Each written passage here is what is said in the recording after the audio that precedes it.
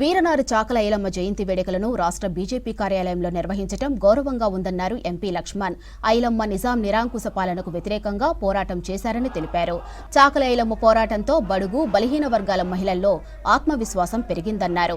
ఇక బీసీలకు 42% రిజర్వేషన్లను చిత్తశుద్ధితో అమలు చేయాలని ప్రభుత్వాన్ని డిమాండ్ చేశారు.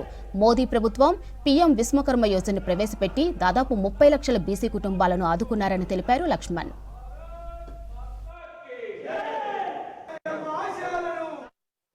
భుక్తి కోసమని విముక్తి కోసమని వెత్తి చాకరి నుంచి కూడా విముక్తి పొందేదానికి వారు చేసిన పోరాట ఫలితమే రజాకార్లను నిజాంను పారదోలినటువంటి ఉదంతంలో చాకలి ఐలమ్మ వారి యొక్క చరిత్ర.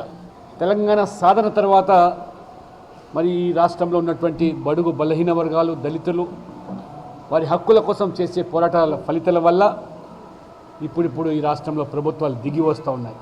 మహిళలకు స్ఫూర్తి మాత్రమే కాదు, బలహీన వర్గాలకు స్ఫూర్తిగా నిలబడ్డటువంటి చాకలి ఐలమ్మ, ఆనాడు దొడ్డి కొమరయ్య, కొమరం భీం, షోయబుల్లా ఖాన్ అనేక మంది వారు చేసినటువంటి త్యాగాలు పోరాట ఫలితాలే ఈరోజు తెలంగాణ ప్రజలు ఒక స్వేచ్ఛాయుతమైనటువంటి జీవితాన్ని గడుపుతూ ఉన్నారు. ఇలాంటి త్యాగదనుల పోరాట ఫలితమే తెలంగాణ సాధన.